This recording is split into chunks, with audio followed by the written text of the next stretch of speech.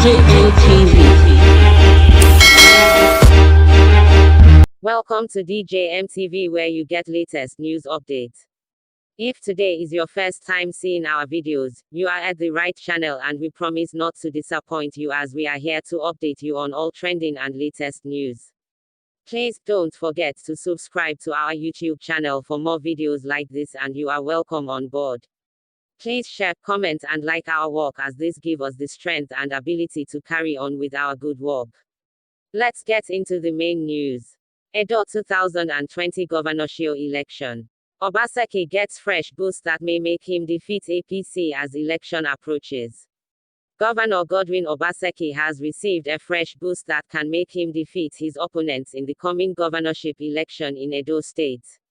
Going by the assurance that he received, Obaseki of the People's Democratic Party (PDP) may as well beat the All Progressives Congress (APC) and emerge victorious in the poll.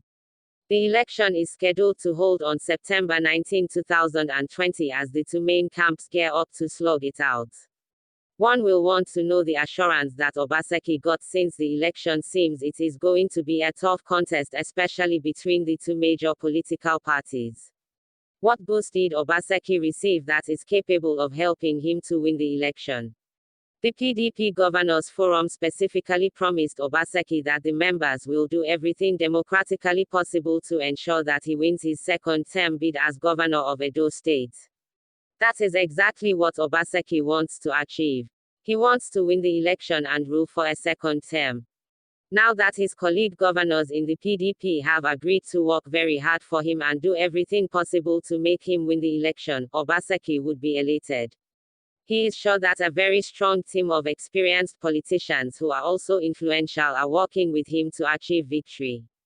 The PDP governors made this promise to Obaseki through the PDP Governors Forum Director General, Hon.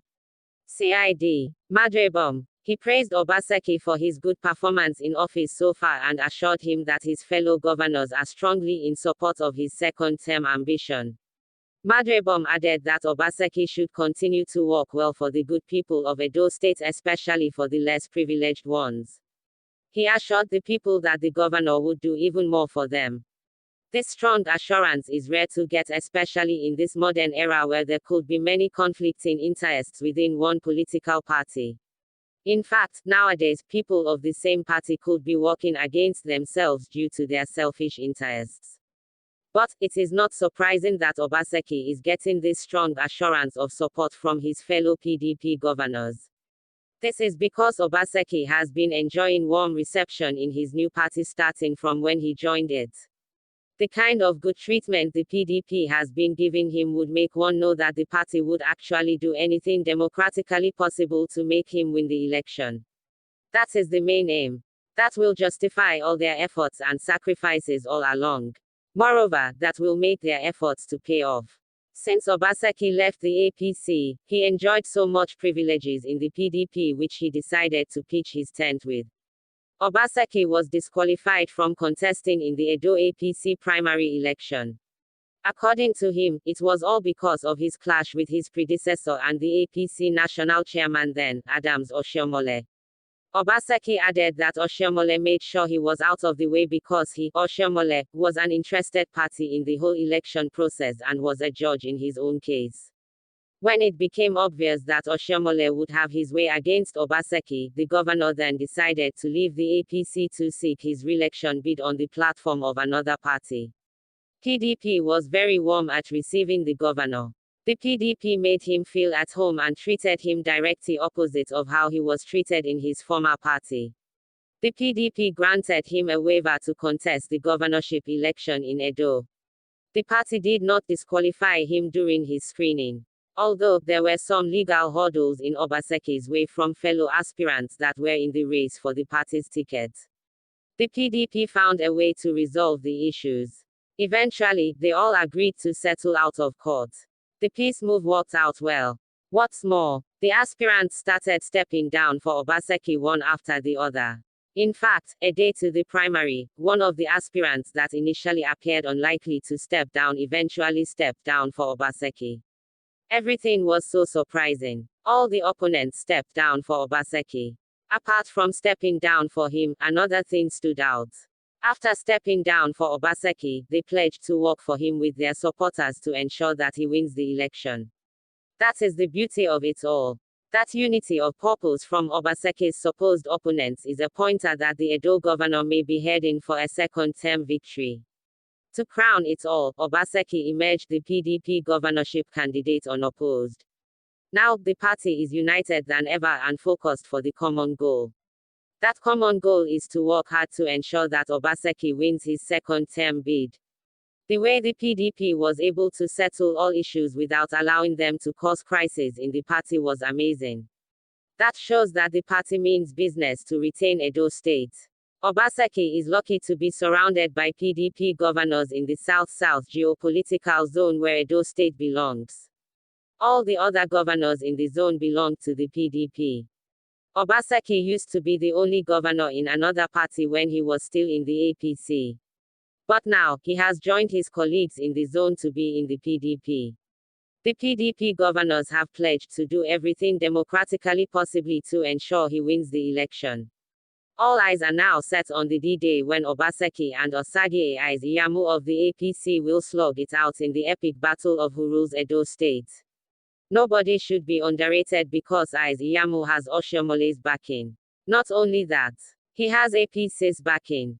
Other factors can still work in his favor, including the federal might factor, as people call it. The battle will surely be tough. Expect anything in the contest. News number 2. Ize-Iyamu, Audu, a great combination. The governorship candidate of the All Progressives Congress (APC) in Edo State, Pastor Osagie Ize-Iyamu, and his running mate, Malam Gani Audu, have been described as a great combination. A chieftain of the APC in Edo State, Hussein Gaba, made this remark yesterday in Benin while interacting with reporters. He said, "I wish to praise Edo State chapter of the APC for being very meticulous and objective in the choice of Pastor Ize-Iyamu and Malam Audu as our governorship and deputy governorship candidates, ahead of the September 19 election. There is absolutely no gainsaying that politics is hinged on numerical strength, based on human population and better galvanized from the two major religions in Nigeria, Christianity and Islam. A major peculiarity of these two religions in Edo State is their peaceful coexistence, devoid of crisis. The Christian-Muslim Edo APC's ticket is a step in the right direction, as it is already giving us an edge over our opponents. There is need for religious balance in running the affairs of a state, where you have two main religions, with a view to ensuring that the issue of shortchanging is nipped in the bud, in the interest of peaceful coexistence." Gaba, an engineer, hoped that Ize-Iyamu and Audu would emerge victorious on September 19 and would ensure good governance in the state. Thank you for all your time listening to us.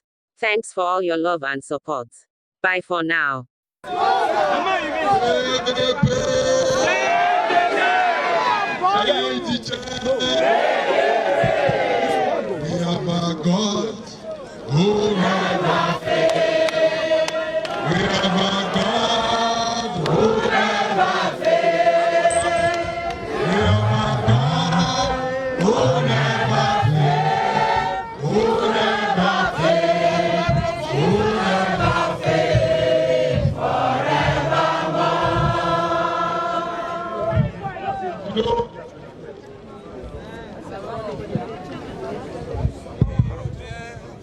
You know, as I look at Ekoma right now, I'm not very happy.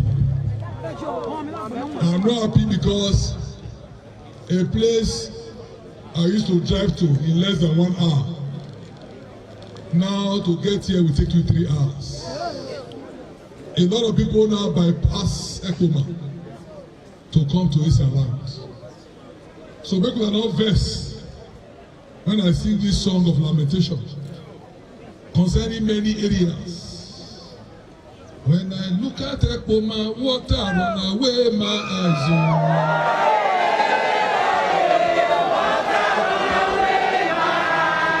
When I look at pensioners, water run away my eyes.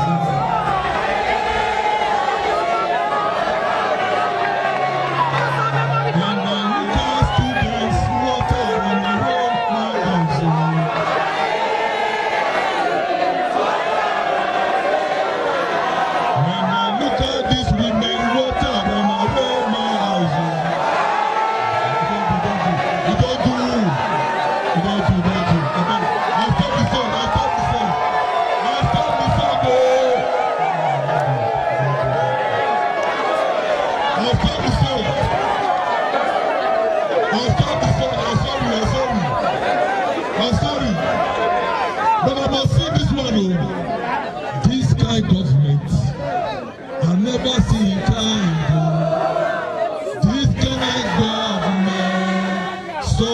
suffer too much. This kind government, I never see kind God. This kind government, suffer too much. I remember when Adam Fushomole came here to campaign, one of the promises he made, he said he will build Professor Ambrose Ali's house. Yes. Has he built it? No. Do you know the meaning of APC? All promises cancelled. All promises cancelled. When he told the Edo people, bye-bye to poverty, did he fulfill it? No. All promises cancelled. When he told the students that he will give them free education, is it correct? All promises. When he told us at West, I will transform this place, is it true? All promises. The truth about it. No more tickets. Is it true? Pensioners will enjoy. Is it true? Civil servants will enjoy. Is it true? Teachers will enjoy. Is it true? What is true? What is true? You see, we need to tell ourselves the truth. We supported this man because we thought he was a genuine communist. We thought this man will develop the state. And God wanted to help him. No, it's okay. God wanted to help him. The kind of money God gave to him, no government in Edo, Bendel or Midwest has gotten the kind of money that Osomole got. And Osomole has received over 1.4 trillion. Of that amount, how much has he spent in East and West? How much has he spent in East and West?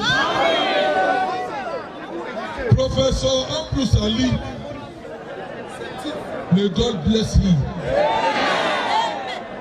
When he put a university in Ekoma, it's not because he wanted to be unfair to Edo people. We already had the University of Benin in Benin. We had Audu Polytechnic in Audu. Professor Ali noticed that Edo people, Edo students, Edo youth were being victimized. We are being marginalized. We are not being admitted. So he decided to start the very first state university. And he established it in Ekoma. A university in a community must have infrastructure. So he did roads. He checked the water. He tried to put lights. Where Professor Ali stopped is where the university is still at. Is it not true? I challenge Oshomole's government to tell us the investments that they have done in Ambrose Ali University. For those who will say the state has no money, how do you explain a new university in the governor's village? Dumping over 30 billion. Meanwhile, our first state university, how much has it spent in the place? Many of you don't know. He was describing Ambrose Ali University. And the university he has established in Ize-Iyamu in his village. He said people are complaining that he has increased the school fees in Ekoma. No problem, he knows what to do. He comes from the textile industry. And in the textile industry, you have what you call abanaya. Abanaya is meant for those who don't believe equality. Anything we do for them. So you also have what you call Olandis. For those who like good things. He said he's going to establish a new university, Olandis. And he will leave the old ones to Abanaya. He was calling at Pusali University Abanaya. A man who calls our first state university, our pride and our joy, Abanaya. Are you going to allow such a man to produce a governor? The same way he has abandoned the university, that's the same way he has abandoned Ekuma. Everywhere in Ekuma now is abandoned. There is no light. There is no road. There is no water. There is no job. Are there jobs? So you can see that a deliberate effort by the governor of Edo State, by a governor that we all supported, to pretend as if Ekuma, East and West, East and land does not exist. As such a man comes to you and says that please, you must vote for continuity. Will you vote for continuity? Will you vote for suffering? Vote for neglect? Ekuma used to be known for rice production. Yes. Today, our country is looking for people who can produce rice. Central Bank, they have billions meant for agriculture, meant for those who want to produce rice growers. Kebbi state government recently got 18 billion from Central Bank to support rice farmers in Kebbi. Out of that amount, they have given over 60,000 farmers in Kebbi to grow rice. Edo State is one of the few states where the governor has not bothered to ask for that money. The reason is because most of the rice growers are in Ekuma. Is there any farmer in Esaland who can tell me whether the state government has given them assistance? Is there any farmer? No. So a farmer who is not interested in a government, they are not interested in giving you water. They are not interested in giving you light. They are not interested in giving you good education. The schools you have, do you have teachers? No. Because Obaseki established over 600 new schools.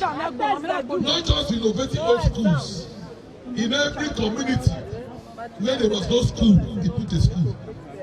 The reason was that he didn't want parents to drive a far distance to take their children to school. Over 600. He made education free. And for those of us in the university, he gave us bursary. Today, Oshomole is trying to turn education to be a privilege.